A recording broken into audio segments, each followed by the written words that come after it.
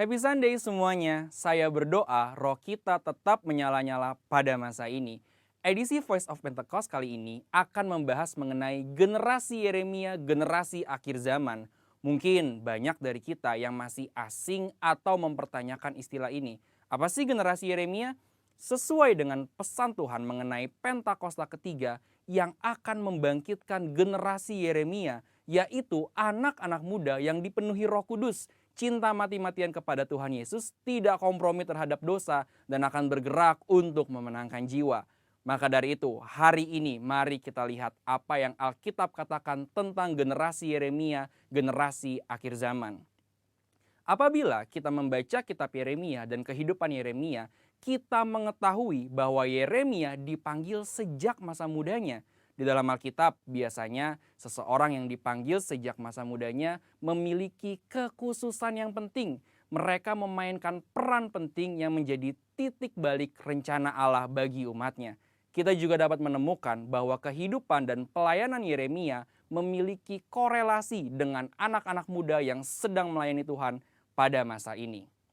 Yang pertama, Yeremia hidup dan melayani dalam zaman yang unik, di mana bangsa Yehuda akan memasuki satu era yang baru. Pemahaman-pemahaman dan cara hidup mereka yang lama kini harus diperbaharui. Yeremia hidup mengikuti tuntunan dan pesan Tuhan sehingga dapat memasuki era baru ini.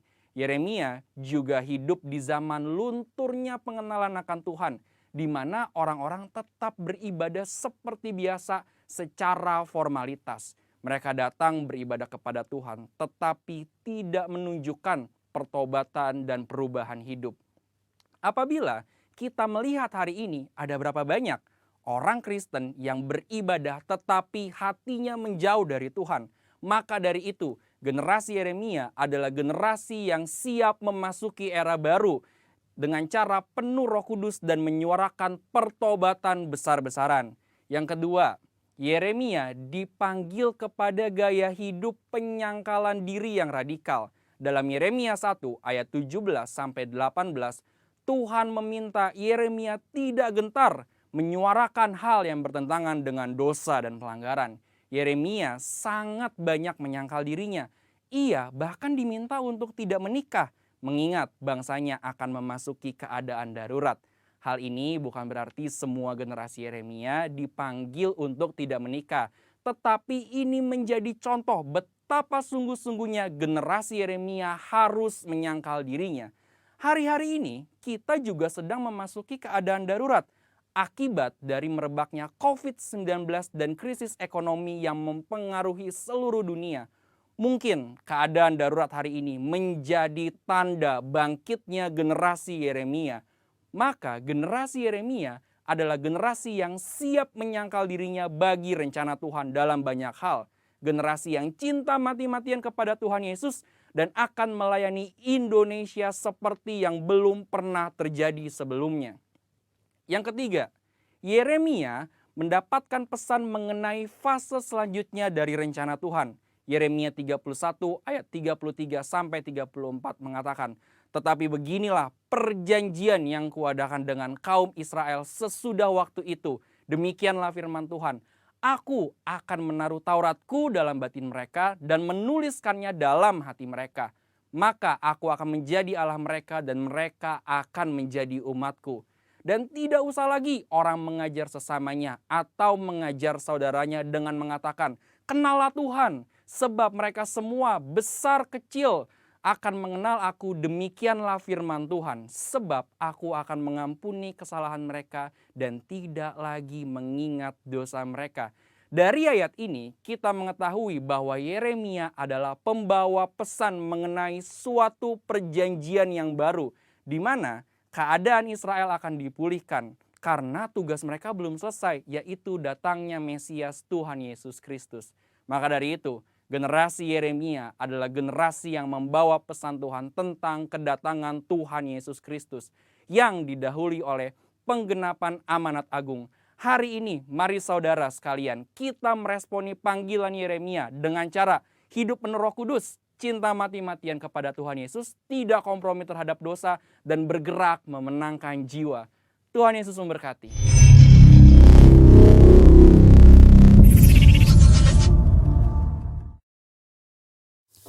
Haleluya, puji nama Tuhan. Shalom bagi jemaat Tuhan. Saya percaya kita semua dalam pemberkatan Tuhan yang luar biasa. Penyertaan Tuhan sempurna dalam seminggu ini, amin.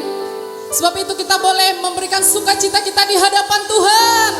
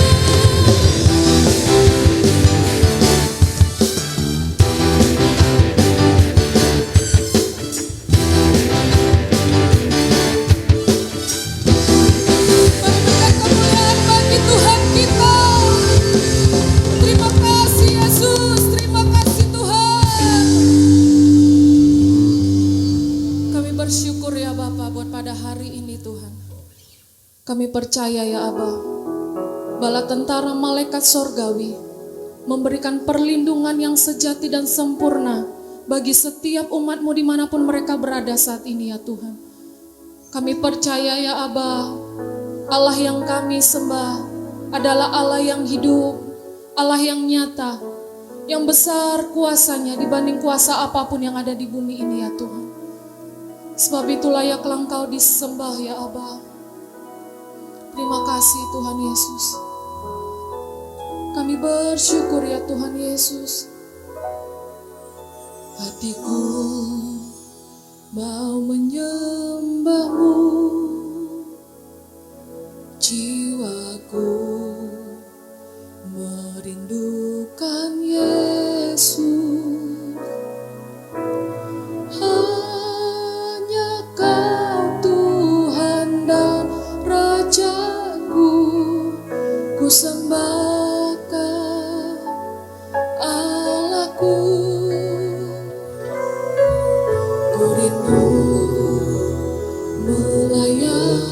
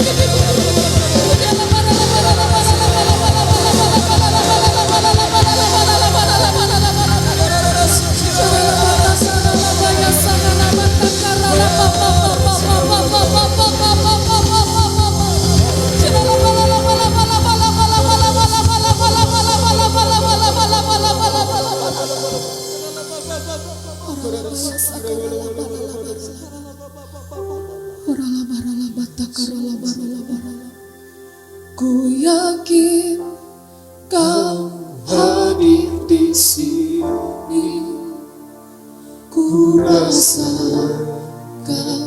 kuasa yang tak terbatas. Ku yakin Kau nyata di sini, kemenangan terjadi di sini.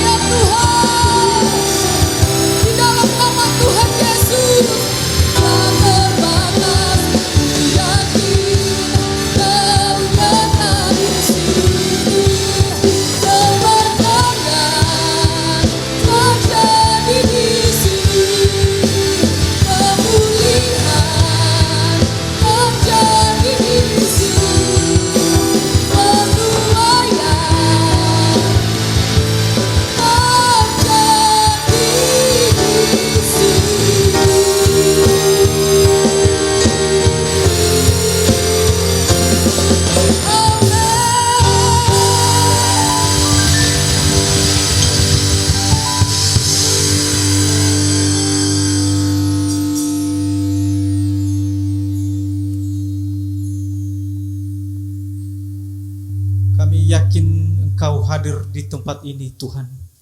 Kami mengucap syukur buat segala anugerah-Mu yang Tuhan berikan bagi setiap kami. Kami mengucap syukur, Tuhan, buat setiap perjumpaan dengan Engkau secara pribadi. Kami tahu, Tuhan, bahwa Engkau Allah yang setia kepada kami. Engkau Allah yang selalu mengasihi akan kami, Tuhan. Engkau sungguh baik, Engkau sungguh ajaib, Engkau sungguh dahsyat. Tidak ada Allah lain yang kami sembah selain daripada Engkau, Tuhan. Terima kasih buat hari-hari yang sudah kami lewati. Terima kasih yang Tuhan berikan bagi setiap kami. Berbagai pergumulan, persoalan yang kami hadapi. Kami mengucap syukur kami bisa melewati semuanya itu, Tuhan. Karena semuanya itu karena kebaikan-Mu kepada kami. Terima kasih Bapa, terima kasih Roh Kudus. Ini kami, Tuhan. Kami bersatu hati berdoa untuk bangsa kami Indonesia. Salam Indonesia, diberkati bangsa kami Indonesia, damai bangsa kami, dipulihkan bangsa kami dari Sabang sampai Merauke. Kami tahu, Tuhan, bahwa rencana-Mu, Tuhan, indah pada waktunya. Kami tahu, Tuhan, keadaan bangsa kami saat ini membutuhkan uluran tangan Tuhan. Bangsa kami membutuhkan setiap janji-Mu, Tuhan. Dan kami percaya melalui doa kami di tempat ini, maka kami akan melihat Indonesia akan dipulihkan oleh Tuhan. Dari pulau-pulau, bahasa, bahkan Tuhan, Pulau Sumatera, Tuhan Yesus, Engkau lawat Bapa. Kami percaya melalui goncangan yang sedang terjadi hari-hari ini, melalui pandemi COVID-19 ini, Tuhan, yang melanda bangsa kami, bahkan melanda dunia. Kami percaya, Tuhan, Engkau punya rencana, Bapa, untuk Indonesia, khususnya buat kota kami, Kota Padang. Engkau punya rencana yang lebih indah untuk kota kami, Tuhan. Bapa, kami sungguh bersyukur. Biarlah hadirat-Mu, Tuhan, Engkau melawat kota kami. Kami percaya bahwa kota kami, Tuhan, akan dipenuhi dengan kemuliaan Tuhan. Kami percaya, Tuhan, bahwa kota kami tidak ada lagi sakit penyakit. Kesembuhan terjadi, pemulihan terjadi, pertobatan terjadi di dalam nama Yesus. Terima kasih Tuhan. Kami mengangkat tangan, kami berdoa buat pemerintahan kami yang ada Tuhan. Berkati Bapak Presiden kami Joko Widodo dan wakilnya Ma'ruf Amin. Tuhan berkati hamba-Mu ini, Tuhan pakai lebih lagi Tuhan untuk memimpin negeri ini dengan roh yang takut akan Engkau. Engkau berikan juga Tuhan hati yang selalu memimpin rakyat ini dengan gentar dan takut akan Tuhan. Berkati seluruh jajaran kabinetnya, menteri yang tertinggi bahkan sampai yang terendah ya Tuhan. Terlebih Tuhan buat pemerintahan kota kami, dari gubernur wali kota sampai yang terendah ya Tuhan. Terkhususnya buat keamanan dari Polri, TNI, bahkan sipil Tuhan juga berkati. Tuhan pakai mereka Tuhan lebih lagi dalam memimpin bangsa ini Tuhan. Berikan mereka hati yang gentar akan Engkau Tuhan, supaya mereka setiap keputusan, kebijakan mereka ambil itu boleh berasal daripada Tuhan. Terima kasih buat semuanya itu. Terima kasih Bapa. Kami juga Tuhan sepakat di tempat ini. Kami berdoa buat Bapak pembina kami di pusat ya Tuhan. Bapak Pastor Niko Notoharjo beserta 4 wakilnya. Tuhan berkati hamba-Mu ini lebih lagi Tuhan. Urapan yang baru, minyak yang baru turun atas hamba-Mu. Setiap pelayan hamba-Mu ini tidak pernah kembali dengan sia-sia. Banyak jiwa-jiwa dimenangkan. Banyak jiwa-jiwa yang boleh datang kepada Tuhan. Bahkan seluruh keluarga besarnya semuanya dalam penyertaan Tuhan. Terima kasih buat semuanya itu Bapak. Terima kasih. Kami juga berdoa Tuhan buat gembala kami yang kami kasih, Bapak Pendeta Johan Makmur. Berkati hamba-Mu dengan luar biasa. Urapan hikmah yang daripada Tuhan turun atas hamba-Mu. Setiap pelayan hamba-Mu ini juga Tuhan banyak jiwa-jiwa akan datang kepada Tuhan. Biarlah Tuhan juga berkati ketiga wakil hamba-Mu, Pak Anto, Pak Hence, Pak Rudi Pasaribu. Biarlah mereka semakin hari ini Tuhan Yesus semakin mereka kuat di dalam Engkau. Apapun yang mereka hadapi, pergumulan, persoalan Tuhan, kiranya Engkau yang campur tangan Tuhan dalam kehidupan hamba-Mu. Kuatkan setiap mereka Tuhan, agar janji-Mu Tuhan genapi dalam hidup mereka. Berkati seluruh keluarga besar mereka, istri anak-anak mereka semuanya dalam penyertaan Tuhan. Terima kasih Bapa, terima kasih Roh Kudus. Terlebih Tuhan saat ini sebentar lagi kami mendengarkan firman yang disampaikan oleh hamba-Mu Jefon Gozali ya Tuhan. Engkau berkati hamba-Mu ini lebih lagi.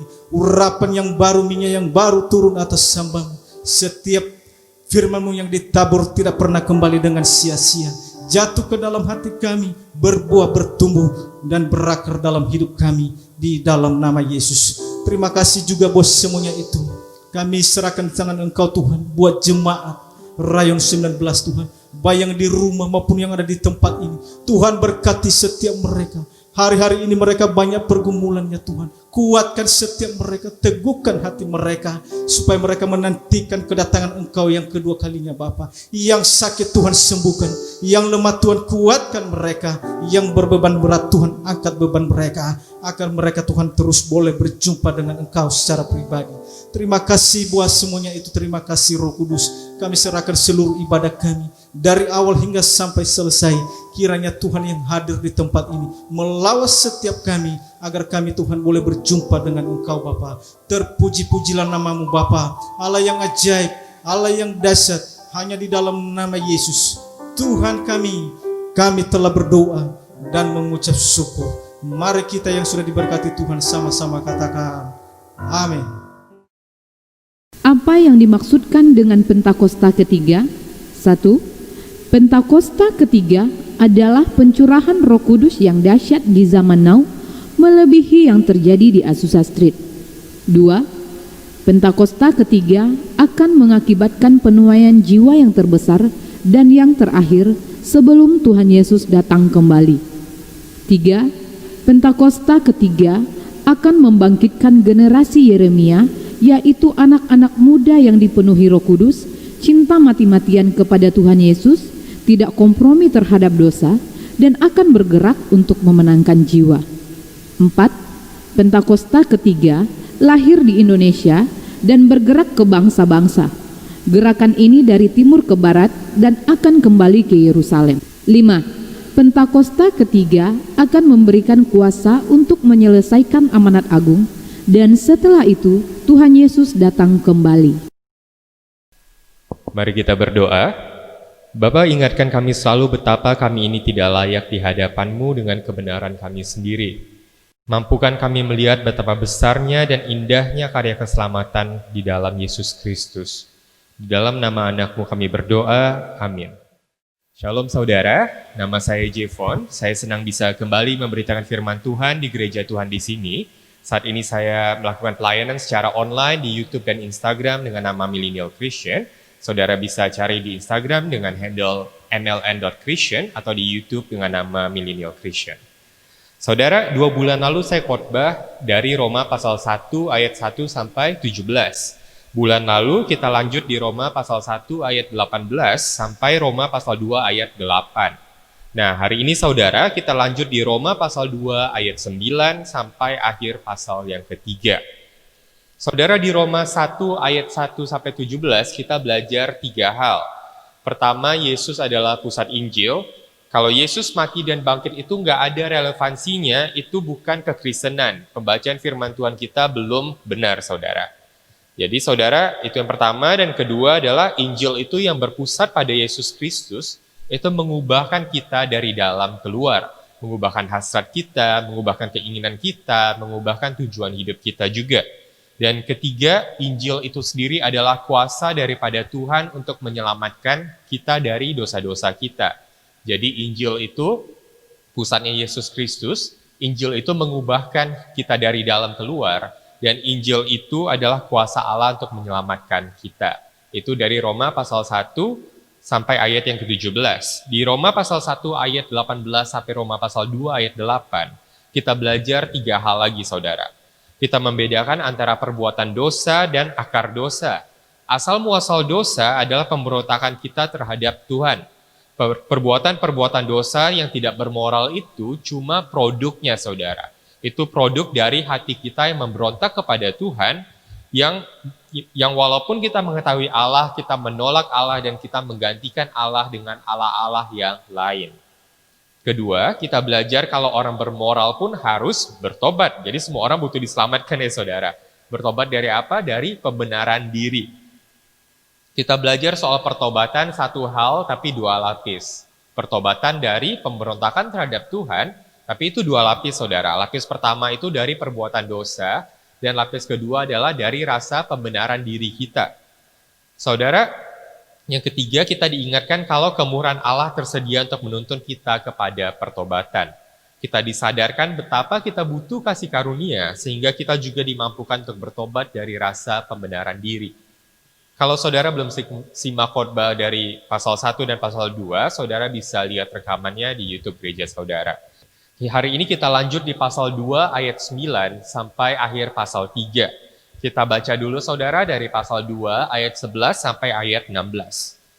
Sebab Allah tidak memandang bulu, sebab semua orang yang berdosa tanpa hukum Taurat akan binasa tanpa hukum Taurat. Dan semua orang yang berdosa di bawah hukum Taurat akan dihakimi oleh hukum Taurat. Karena bukanlah orang yang mendengar hukum Taurat yang benar di hadapan Allah, tetapi orang yang melakukan hukum Tauratlah yang akan dibenarkan. Ayat 14, apabila bangsa-bangsa lain yang tidak memiliki hukum Taurat oleh dorongan diri sendiri melakukan apa yang dituntut hukum Taurat, maka walaupun mereka tidak memiliki hukum Taurat, mereka menjadi hukum Taurat bagi diri mereka sendiri. Sebab dengan itu mereka menunjukkan bahwa isi hukum Taurat ada tertulis di dalam hati mereka, dan suara hati mereka turut bersaksi, dan pikiran mereka saling menuduh atau saling membela. Hal itu akan nampak pada hari bila mana Allah, sesuai dengan Injil yang kuberitakan, akan menghakimi segala sesuatu yang tersembunyi dalam hati manusia oleh Kristus Yesus. Jadi saudara, kalau di pasal 1 sampai pasal 2 ayat 8 Paulus jelasin, kalau semua orang butuh diselamatkan, baik yang bermoral maupun tidak bermoral, di pasal 2 ayat 9 sampai pasal 3 ayat 8, Paulus juga jelasin, baik orang Yahudi maupun orang bukan Yahudi, semuanya perlu diselamatkan. Maksudnya apa saudara? Kita harus mengerti, ketika surat ini ditulis masih banyak perpecahan di antara orang Yahudi dan orang bukan Yahudi. Orang Yahudi merasa bangga, mereka punya hukum Taurat, mereka umat pilihan Allah, mereka ini lebih tinggi dibandingkan bangsa-bangsa yang lain. Tapi Paulus menekankan bukan orang yang punya hukum Taurat yang benar, tapi orang yang melakukan hukum Taurat. Sementara orang yang bukan Yahudi juga punya hukum Taurat tertulis di dalam hati mereka. Jadi orang Yahudi jangan bangga akan hal itu. Bahkan mereka gagal melakukan hukum Taurat itu. Bagaimana mereka bisa berbangga, saudara? Lalu saudara Paulus mengatakan kalau orang bukan Yahudi, walaupun mereka tidak punya hukum Taurat, mereka itu ada dorongan dalam hati mereka untuk melakukan hukum Taurat itu. Jangan membunuh, jangan berdusta, jangan berzina, jangan mencuri. Itu semua tanpa butuh hukum Taurat tertulis. Orang-orang dunia ini juga tahu kan saudara, kalau itu salah. Ini membuktikan kalau hukum Tuhan itu tertulis di dalam hati manusia. Kita semuanya tahu Tuhan itu ada, kita semuanya tahu kehendak Tuhan itu apa, tapi saudara, kita tidak mau dan kita tidak mampu melakukan kehendak Tuhan. Saudara, ini punya dua implikasi. Buat orang Yahudi, jadi jangan bangga kalau kamu punya hukum Taurat. Orang bukan Yahudi, saudara, jangan bilang, saya tidak pernah dengar hukum Taurat itu, jadi kalau saya dihukum ya nggak adil dong kalau saya nggak tahu. Tapi kenyataannya saudara, hukum itu tertulis di dalam hati mereka. Makanya Paulus bilang semua orang yang berdosa tanpa hukum Taurat akan binasa tanpa hukum Taurat. Dan semua orang yang berdosa di bawah hukum Taurat akan binasa oleh atau dihakimi oleh hukum Taurat, saudara. Itu inti dari pasal 1 ayat 18 sampai pasal 3 ayat 8. Pasal 1 sama pasal 2 bilang baik orang yang bermoral maupun orang tidak bermoral tidak bisa menyelamatkan diri mereka. Pasal 2 sampai pasal 3 bilang, baik orang Yahudi yang punya hukum Taurat maupun orang bukan Yahudi yang tidak punya hukum Taurat, itu juga tidak luput dari murka Allah. Saudara, orang Yahudi punya hukum Taurat tapi gagal melakukannya. Orang bukan Yahudi bilang mereka nggak punya hukum Taurat, tapi nyatanya hukum Taurat itu tertulis di dalam hati mereka. Paulus menyimpulkan ini di pasal 3 ayat 9 sampai 21. Mungkin kita bisa baca saudara pasal 3 ayat 9 sampai 12. Jadi bagaimana? Adakah kita mempunyai kelebihan daripada orang lain? Sama sekali tidak. Sebab di atas telah kita tuduh baik orang Yahudi maupun orang Yunani, bahwa mereka semua ada di bawah kuasa dosa. Seperti ada tertulis, tidak ada yang benar, seorang pun tidak. Tidak ada seorang pun yang berakal budi, tidak ada seorang pun yang mencari Allah. Semua orang telah menyeleweng, mereka semua tidak berguna, tidak ada yang berbuat baik, seorang pun tidak. Paulus bilang tidak seorang pun benar, saudara. Tidak seorang pun mencari Allah, tidak ada yang berbuat baik. Itulah kenapa semua orang itu butuh diselamatkan, saudara. Tapi apakah pernyataan Paulus ini benar dan adil, saudara? Bukankah banyak orang yang mencari Allah? Mereka sampai naik gunung, turun gunung, pelajari agama ini, pelajari agama itu, doa ini, doa itu. Banyak saudara yang mencari Allah sebenarnya. Tapi saudara, kebenarannya, kebanyakan orang yang mencari Allah, termasuk orang Kristen, sepertinya dari luar itu mencari Allah. Tapi sesungguhnya yang mereka cari itu bukan Allahnya, saudara. Yang mereka cari adalah apa yang Allah bisa beri kepada mereka. Bisa jadi berkat, kedamaian, rasa pembenaran diri, penghiburan, dan lain-lain. Salahkah saudara menemukan hal-hal ini dalam Allah? Tidak salah, saudara. Apa yang salah? Yang salah adalah ketika kita memanfaatkan Allah untuk tujuan-tujuan kita. Apa yang kita mau itu bukan Allahnya, tapi berkatnya. Beda loh saudara, memiliki hubungan sama seseorang karena kita suka sama orangnya, karena kita cari orangnya, sama apa yang dia bisa beri. Itu dua hal yang berbeda. Bayangkan saudara kalau orang datang sama saudara cuma karena ada maunya. Karena ada sesuatu yang mereka bisa dapat dari saudara, jadi mereka datang mencari saudara, baikin saudara, tapi mereka tidak mengasihi sungguh-sungguh saudara. Mereka tidak mengasihi saudara. Ada perbedaan saudara antara mencari Tuhan karena kita bisa dapat sesuatu daripada Tuhan, karena kita mau sesuatu daripada Tuhan, itu berbeda sama karena kita benar-benar mengasihi Tuhan. Berapa banyak dari kita yang datang kepada Tuhan, doanya itu jadi hot, jadi hangat cuma kalau saat ada pergumulan. Ketika hidup baik-baik saja, kita tidak berdoa, kita tidak mencari Tuhan, semuanya ya kalau perlu nanti datang lagi gitu kan. Saudara, itu cara kita mengujinya saudara.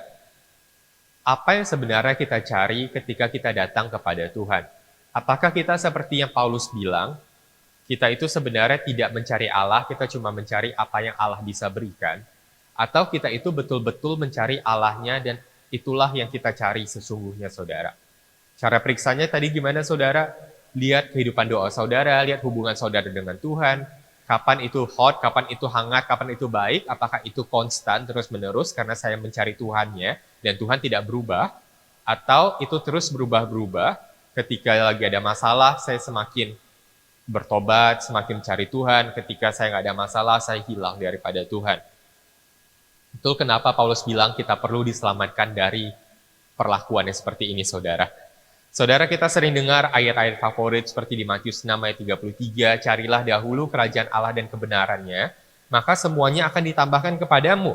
Pikiran kita, saudara, seringnya kalau kita cari Tuhan, terus Tuhan berkati bisnis kita, pekerjaan kita, sekolah kita, pelayanan kita. Padahal saudara, Tuhan itu pikirannya itu berbeda. Saudara, buat Tuhan, berkat bagi kita adalah hubungan kita dengan Tuhan. Tidak ada kebahagiaan sejati di luar kekudusan Tuhan. Tidak ada kebahagiaan sejati di luar Tuhan yang kudus itu, saudara. Sehingga ketika Tuhan bilang semuanya ditambahkan kepadamu, apa maksudnya itu, saudara? Ketika kita cari kerajaan Allah, ketika kita cari Tuhan, maka hati kita akan dipuaskan oleh Tuhannya, saudara. Tuhanlah itu berkatnya. Tuhan itulah yang menjadi esensi utama daripada berkat kita. Tapi sebagai manusia, kita seringkali mendefinisikan kebahagiaan berdasarkan pengertian kita sendiri, saudara. Standar kita sendiri. Kalau saya dapat uang segini, kalau saya dapat pekerjaan ini, kalau saya menemukan pasangan hidup yang seperti ini, maka saya berbahagia. Kalau anak saya mengasihi saya, kalau bisnis saya lancar, dan semuanya itu yang kita anggap sebagai berkat, saudara. Nah, kita ambil ayat-ayat di Alkitab, terus kita pahami, oh kalau saya cari Tuhan, Tuhan berkati saya. Ya udah, saya cari Tuhan, Tuhan harus berkati dengan standar-standar yang saya minta ini. Kalau nggak, ngapain saya cari Tuhan, kan gitu ya, saudara. Tapi saudara, kebenarannya adalah Tuhanlah berkatnya, saudara. Ketika kita mencari itu, yang kita cari itu bukanlah apa yang Tuhan bisa beri, tapi Tuhan itu sendirilah yang akan memuaskan hati kita. Makanya di pasal 1 kan kita bahas ya, saudara, orang yang diubahkan hidupnya oleh Injil itu betul-betul berubah dari dalam. Apa yang dia inginkan, apa yang dia anggap sebagai berkat itu semuanya berubah total, saudara. Saudara, kembali ke pertanyaan Paulus, tidak seorang pun benar, tidak seorang pun mencari Tuhan. Berapa banyak dari kita yang betul-betul mencari Tuhan, saudara? Lalu saudara, Paulus juga bilang semua orang telah menyeleweng, mereka semua tidak berguna, tidak ada yang berbuat baik. Seorang pun tidak. Apakah pernyataan ini adil dan benar, saudara? Bukankah banyak yang berbuat baik, banyak yang menyumbang, membantu orang susah, kan semuanya itu baik kan, saudara? Kenapa Paulus bilang tidak ada seorang pun yang berbuat baik? Kita sering menilai itu cuma dari luar, karena kita tidak bisa menerawang ke dalam hati manusia, saudara. Kenapa seseorang itu berbuat baik itu sama pentingnya? Kalau kita berbuat baik supaya kita dapat balasan, supaya kita dilihat orang, supaya kita bisa masuk surga, saudara, supaya kita dapat hukum tabur tuai, apakah itu perbuatan baik, saudara? Itu bukan perbuatan baik, itu bisnis, itu transaksi. Saya investasi perbuatan baik segini, nanti saya dapat returnnya segini, kan seperti itu ya, saudara? Jadi, saudara, apakah itu perbuatan baik? Makanya, saudara, kekristenan itu mengajarkan perbuatan baik itu tidak bisa menyelamatkan kita. Bukan hanya soal timbangan, saudara. Kalau ditimbang perbuatan baik itu pasti jauh di bawah perbuatan buruk kita, saudara. Tapi itu juga soal motivasi. Tidak mungkin kita berbuat baik secara murni selama kita masih bisa mendapatkan sesuatu kembali, saudara. Kalau perbuatan baik itu bisa menyelamatkan kita, maka motivasi kita untuk berbuat baik itu tidak akan bisa murni. Kita akan berbuat baik supaya kita merasa layak untuk diselamatkan. Kekristenan mengajarkan kita berbuat baik bukan untuk diselamatkan, tapi karena kita sudah selamat dan diselamatkan, maka kita berbuat baik. Kita tidak bisa lebih selamat daripada kita saat ini sudah selamat, saudara. Sehingga perbuatan baik kita itu tidak bisa menambahkan apapun ke keselamatan kita. Jadi saudara, dengan demikian kita berbuat baik hanya sebagai ekspresi kalau kita itu sudah selamat yang maksimal, saudara. Perbuatan baik kita itu ekspresi, bukan program cicilan supaya kita selamat. Itulah kekristenan, saudara. Kesimpulan Paulus ini bisa kita baca di pasal 3 ayat 19-20. Tetapi kita tahu bahwa segala sesuatu yang tercantum dalam hukum Taurat ditujukan kepada mereka yang hidup di dalam hukum Taurat, supaya tersumbat setiap mulut dan seluruh dunia jatuh ke bawah hukuman Allah. Sebab tidak seorang pun yang dapat membenarkan diri di hadapan Allah oleh karena melakukan hukum Taurat, karena justru oleh hukum Taurat orang mengenal dosa. Maksudnya apa, saudara? Kita tidak akan bahas secara spesifik karena Paulus nanti akan jelasin lebih lanjut di pasal 7. Tapi intinya, saudara, karena hukum Tuhan itu dikasih kepada manusia, kita semakin sadar kalau kita ini tidak layak di hadapan Tuhan. Hukum Allah itu standar kekudusan Tuhan. Hukum itu diberikan supaya tersumbat setiap mulut, tidak ada yang bisa mermegah karena ketaatannya sempurna di hadapan Tuhan, karena tidak ada yang akan mampu. Justru karena hukum Taurat orang mengenal dosa. Bukan artinya gara-gara hukum Taurat, gara-gara hukum Allah itu diberikan orang jadi berdosa, saudara jadi berbuat dosa. Tapi maksudnya adalah orang jadi sadar kalau dia itu berdosa. Itu sebenarnya fungsi hukum Allah, supaya kita sadar kita tidak dapat memenuhi hukum itu, dan kita butuh kasih karunia. Tapi kenyataannya saudara, hati manusia yang jahat malah memakai hukum Allah untuk membuat dirinya merasa benar. Itulah kelaliman hati manusia. Saudara, kita baca pasal 3 ayat 21-24. Tetapi sekarang tanpa hukum Taurat kebenaran Allah telah dinyatakan seperti yang disaksikan dalam kitab Taurat dan kitab-kitab para nabi. Yaitu kebenaran Allah karena iman dalam Yesus Kristus bagi semua orang yang percaya. Sebab tidak ada perbedaan, karena semua orang yang telah berbuat dosa dan telah kehilangan kemuliaan Allah, dan oleh kasih karunia telah dibenarkan dengan cuma-cuma karena penebusan dalam Kristus Yesus. Saudara, sebelum kita masuk ke poin berikutnya, mari kita periksa hati saudara. Saat Alkitab mengatakan bahwa tidak ada perbedaan, semua orang telah berbuat dosa dan telah kehilangan kemuliaan Allah. Apa yang kita rasakan saudara? Tidak ada perbedaan antara kita yang kelihatannya baik, beramal, dan lain sebagainya ini, dan orang-orang yang melacurkan dirinya, orang-orang yang kelihatan membunuh, mencuri, memerkosa, itu tidak ada perbedaan, kata firman Tuhan. Kita semua sudah berdosa dan kehilangan kemuliaan Allah itu. Kalau kita masih merasa kita lebih layak dari mereka, saudara, maka kita belum mengenal secara betul bahwa kita ini betul-betul butuh diselamatkan. Kalau kita tidak tahu benar betapa kita butuh diselamatkan, maka kita tidak mengenal kasih Allah itu, kita tidak bisa terima kasih karunia itu. Mari kita periksa hati kita. Saudara, kita masuk poin yang kedua, yaitu pembenaran oleh iman, yaitu inti dari khotbah hari ini. Saudara, apa itu pembenaran oleh iman dan bagaimana kita itu sebenarnya dibenarkan oleh iman? Kita lanjut baca di pasal 3 ayat 25-26. Kristus Yesus telah ditentukan Allah menjadi jalan pendamaian karena iman dalam darahnya. Hal ini dibuatnya untuk menunjukkan keadilannya karena ia telah membiarkan dosa-dosa yang telah terjadi dahulu pada masa kesabarannya. Maksudnya ialah untuk menunjukkan keadilannya pada masa ini, supaya nyata bahwa ia benar dan juga membenarkan orang yang percaya kepada Yesus. Setelah menjelaskan begitu jelas, saudara, bagaimana tidak seorang pun bisa diselamatkan oleh perbuatan baik, maka Paulus menjelaskan bagaimana kita diselamatkan hanya oleh iman dalam Kristus Yesus. Di sini Paulus jelasin kenapa Yesus harus datang ke dunia. Jadi saudara, kita berdosa, kita tidak mampu selamatin diri kita sendiri. Nah, Tuhan punya 3 opsi saudara. Opsi pertama, Tuhan bisa ampuni saja dosa kita, lupakan, kita selamat. Tapi kalau demikian Tuhan tidak benar dong. Tuhan tidak adil, masa dosa tidak dibayar gitu kan saudara. Tapi di opsi kedua, Tuhan suruh kita bayar dosa kita, ya ujung-ujung kita tidak selamat, kita tidak bisa bayar dosa kita. Jadi Tuhan tidak mengasihi kita dong, serba salah jadi Tuhan ya saudara. Tapi Paulus bilang karena Tuhan benar dan membenarkan orang-orang yang dipilihnya, orang-orang Kristen yang percaya kepada Yesus, maka karena dia mau selamatin dosa kita dan kita tidak mampu untuk membayar dosa itu, maka dia sendiri yang bayar. Itulah kenapa Yesus Kristus harus datang untuk mati menggantikan kita di atas kayu salib, agar dosa-dosa kita itu dibayar.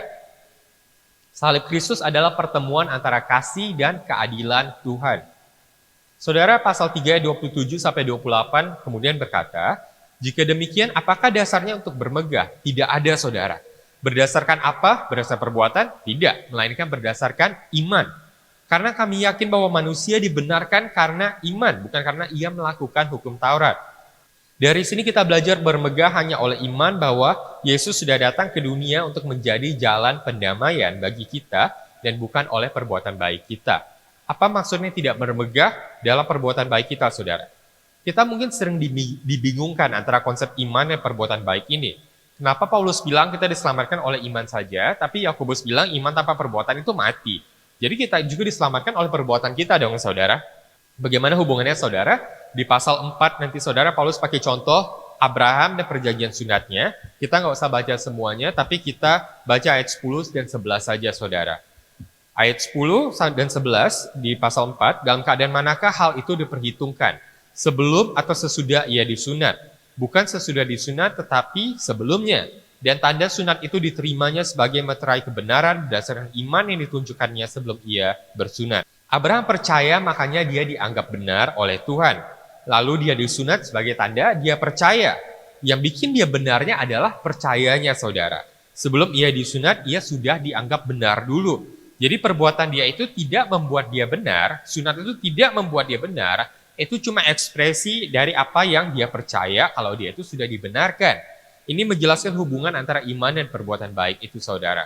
Tim Keller pakai pertanyaan ini, kalau seandainya saudara di gerbang sorga, terus ditanya kepada saudara nih, kenapa saudara layak masuk surga? Jawabannya saudara mau menjawab apa? Ada yang bilang, oh saya sudah berbuat baik nih seumur hidup saya, berarti saya harusnya layak dong masuk surga. Tapi kita sudah bahas ya saudara, kenapa perbuatan baik itu tidak bisa menyelamatkan kita. Jadi orang ini tidak memenuhi standar iman. Dia tidak bisa diselamatkan. Ada yang bilang saya sudah percaya sama Yesus dan saya sudah berbuat baik. Ini iman plus perbuatan, saudara. Ini juga salah. Harusnya kita diselamatkan hanya oleh iman. Tapi apa artinya kita berbuat baik, saudara? Lalu apakah kita tidak usah berbuat baik itu? Enggak juga, saudara. Ada perbedaan antara iman plus perbuatan dan iman yang menghasilkan perbuatan. Kalau iman plus perbuatan, jadi iman itu kayak DP-nya, perbuatan tuh kayak cicilannya. Jadi kalau DP-nya kebayar, cicilannya nggak kebayar, ya nggak selamat ujung-ujungnya. Tapi kekristenan bukan seperti itu, saudara. Kekristenan tidak bilang iman itu cuma DP, terus perbuatan baik itu cicilannya. Tapi kekristenan bilang itu kita hanya diselamatkan oleh iman, oleh percaya kita dalam Yesus Kristus. Saudara, jadi kita diselamatkan dulu oleh iman, seperti Abraham diselamatkan dulu karena dia percaya. Kemudian sebagai ekspresi dari iman itu, maka muncullah perbuatan-perbuatan baik itu. Jadi ada perbedaannya, saudara, iman plus perbuatan dan iman yang menghasilkan perbuatan. Itu dua hal yang berbeda. Lalu saudara, ada juga yang bilang, saya sudah percaya sama Yesus dengan segenap hati saya. Sehingga saudara, ini juga iman tapi sebagai perbuatan. Pusatnya di mana? Itu usaha saya untuk percaya kepada Yesus, itulah yang menyelamatkan saya. Saya merasa layak karena saya sudah berusaha untuk percaya. Tapi ini juga bukan iman yang menyelamatkan saudara. Lalu kenapa kita layak masuk surga? Di pasal 4 ayat 7-8 Paulus mengutip perkataan Daud. Berbahagialah orang yang diampuni pelanggaran-pelanggarannya dan yang ditutupi dosa-dosanya. Berbahagialah manusia yang kesalahannya tidak diperhitungkan Tuhan kepadanya. Ini kenapa kita layak masuk surga, saudara. Bukan karena saya berbuat, saya percaya, atau saya berusaha, tapi karena Tuhan. Dalam Yesus, Tuhan tidak memperhitungkan kesalahan-kesalahan kita, dan dalam Yesus, dosa-dosa kita ditutupi oleh kebenaran Yesus sehingga kita layak. Itulah dua langkah pembenaran oleh iman. Satu, kesalahan kita tidak diperhitungkan. Dua, dosa kita ditutupi, saudara. Jadi bukan cuma dosa kita ini tidak dihitung lagi, tapi juga dosa kita ditutup oleh apa, saudara? Oleh kebenaran dari Yesus Kristus itu sendiri. Kita diampuni dan kebenaran Yesus diberikan kepada kita. Sehingga ketika Tuhan melihat kita, yang Tuhan lihat itu bukan lagi kita, bukan lagi kegagalan kita, bukan lagi dosa kita, tapi adalah Kristus di dalam kita. Itu yang dimaksud dengan pembenaran dalam Yesus Kristus oleh iman, saudara. Baik, saudara, demikianlah khotbah hari ini. Kita akan review sedikit apa yang kita pelajari di Roma pasal 1 sampai pasal 3, dan juga pasal 4 yang kita baca secara sebagian, saudara ya. Di pasal 1 ayat 1 sampai 17 kita belajar soal Injil. Yesus itu pusat Injil, Injil itu mengubah hidup kita, dan Injil itu kuasa Allah untuk menyelamatkan kita. Di pasal 1 ayat 18 sampai pertengahan pasal 3 kita belajar satu hal. Tidak ada orang yang bisa menyelamatkan dirinya. Baik orang bermoral, orang tidak bermoral, orang Yahudi, orang bukan Yahudi, semuanya butuh keselamatan. Karena tidak ada orang yang benar-benar mencari Allah, dan tidak ada orang yang benar-benar berbuat baik. Semua orang sudah berdosa dan kehilangan kemuliaan Allah. Di akhir pasal 3 sampai pasal 4 kita belajar pembenaran oleh iman. Karena Allah itu adil dan maha pengasih, maka Yesus harus datang buat bayar dosa kita agar kita selamat. Salib Kristus adalah lambang keadilan dan kasih Allah. Karena Yesus sudah mati bagi kita, maka kita dibenarkan oleh iman dalam Yesus Kristus. Kita tidak selamat karena perbuatan baik kita, saudara. Kita tidak selamat karena kita percaya plus perbuatan baik. Kita tidak selamat karena kita berusaha untuk percaya. Kita selamat, saudara, bukan karena kita berbuat, kita percaya, atau kita berusaha. Dalam Yesus, Tuhan tidak memperhitungkan kesalahan-kesalahan kita. Dan kebenaran Yesus Kristus itu diberikan kepada kita. Itulah pembenaran oleh iman dan itulah kabar baik Yesus Kristus untuk semua orang berdosa, untuk semua orang yang butuh diselamatkan di dalam dunia ini. Demikian khotbah hari ini, Tuhan Yesus memberkati. Puji Tuhan, kita baru saja mendengarkan firman Tuhan dan saya percaya setiap firman yang kita dengar pasti akan membangun iman kita. Nah, hari ini dalam waktu khotbah atau ibadah hari Minggu, kita masuk dalam perjamuan kudus dan seperti yang harus kita ketahui bersama bahwa perjamuan kudus itu kan merupakan makna persekutuan yang Tuhan telah berikan melalui tubuh dan darahnya, di mana dia mati di kayu salib, di mana supaya kita bisa mendapatkan tempat bersama-sama dengan dia. Dan kita juga harus memaknai juga persekutuan yang kekinian kita dengan Tuhan. Bagaimana hubungan kita dengan Tuhan di hari ini, mari kita periksa melalui perjamuan kudus yang akan kita masuki bersama-sama. Dan ingat, perjamuan kudus juga itu menggambarkan tentang arti persekutuan kita kelak yang akan datang dengan Tuhan di tempat kediaman sorga kekal sampai selama-lamanya. Mari Bapak Ibu Saudara, siapkan hati kita agar kita dilayakkan Tuhan untuk masuk dalam perjamuan kudus ini. Karena kita tahu ketika kita mendapat kesempatan masuk dalam perjamuan kudus, artinya kita masih bisa melanjutkan persekutuan yang Tuhan ajarkan kepada kita semuanya sebagai orang yang percaya. Kita ambil waktu sejenak, kita berdoa, kita memeriksa diri kita masing-masing. Karena firman Tuhan mengatakan, barang siapa yang hendak makan dan minum daripada tubuh dan darahku ini, hendaknya dia harus menguji dirinya terlebih dahulu, ya. Dan sesudah itu baru ia makan roti dan minum dari cawan itu, ya. Baik, kalau masih ada dosa-dosa yang belum kita akui, ambil kesempatan yang terbaik kita akui di hadapan Tuhan di hari ini. Haleluya. Mari kita siapkan roti di tangan kita dan kita angkat roti ini, dengarkan firman Tuhan. Sebab apa yang telah kuteruskan kepadamu telah aku terima dari Tuhan, yaitu bahwa Tuhan Yesus pada malam waktu diserahkan mengambil roti, dan sesudah itu ia mengucap syukur atasnya, ia memecah-mecahkannya dan berkata, inilah tubuhku yang diserahkan bagi kamu, perbuatlah ini menjadi peringatan akan aku. Saudaraku, bukankah roti yang ada di tangan kita merupakan persekutuan kita dengan tubuh Kristus? Amin. Mari kita makan roti ini.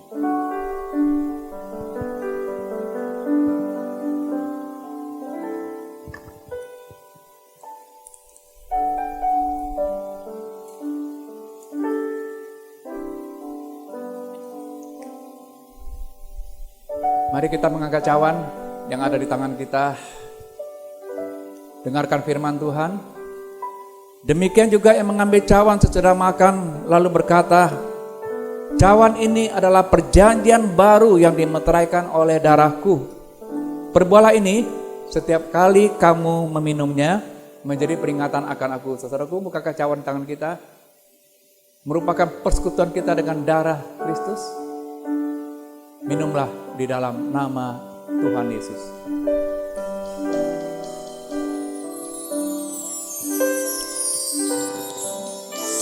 Mari kita bersyukur atas persekutuan kita melalui tubuh dan darah Tuhan Yesus di hari ini.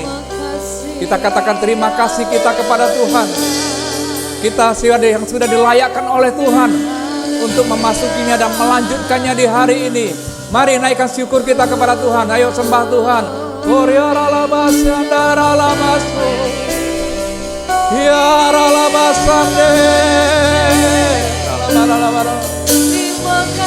Terima kasih Tuhan. Terima kasih ya Tuhan. Kami bersyukur, kami memperoleh kesempatan untuk mengalami persekutuan dengan tubuh dan darah-Mu kembali hari ini. Dan ini adalah anugerah yang kami dapatkan ya Tuhan. Kami percaya pasti ada perubahan dalam hidup kami. Yang sakit disembuhkan, yang kecewa dihiburkan, beban berat kami Tuhan angkat, yang berkekurangan mengalami kelimpahan, dan kami keluar sebagai pemenang, lebih daripada pemenang itu ya Tuhan. Terima kasih Tuhan, terima kasih, terima kasih. Koralama kata karalama syaralama, koralama kata karalama syaralama.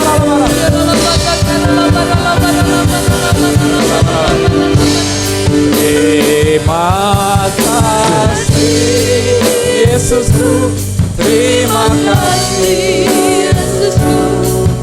Puji syukur hanya bagi Tuhanku. Terima kasih Yesusku, terima kasih Yesusku. Puji syukur hanya bagi Tuhanku. Katakan terima kasih. Terima kasih Yesusku, terima kasih Yesusku. Puji syukur hanya bagi Tuhanku. Terima kasih Yesusku, terima kasih Yesusku. Puji syukur hanya bagi Tuhanku. Puji syukur hanya bagi Tuhanku. Puji syukur hanya bagi Tuhanku. Haleluya, haleluya, haleluya.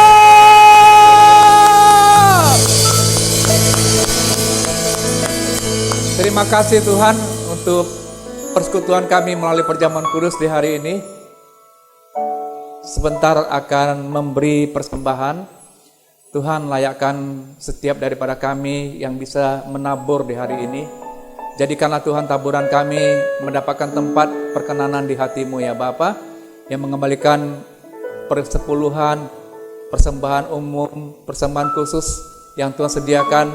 Biarlah Tuhan Engkau jadikan Tuhan hati kami tergerak dan digerakkan oleh Roh Allah yang kudus untuk melakukannya dengan taat dan setia. Mari saudara, siapkan persembahan saudara.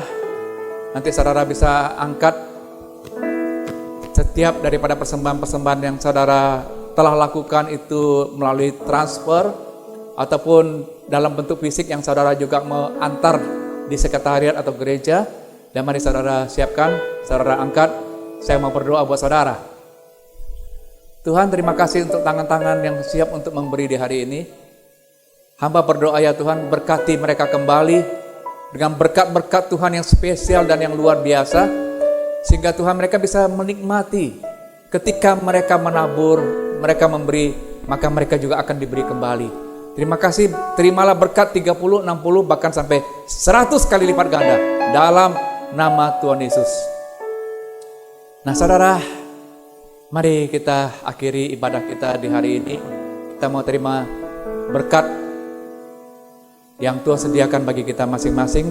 Angkat tangan saudara, arahkan hati dan pikiranmu kepada Tuhan Yesus. Kekasih-kekasih Tuhan, terimalah dan bawalah berkat dari Allah Bapa, kasih yang sempurna dari anaknya Tuhan Yesus, dan persekutuan yang manis dari Allah Roh Kudus yang menyertai hidupmu mulai dari hari ini.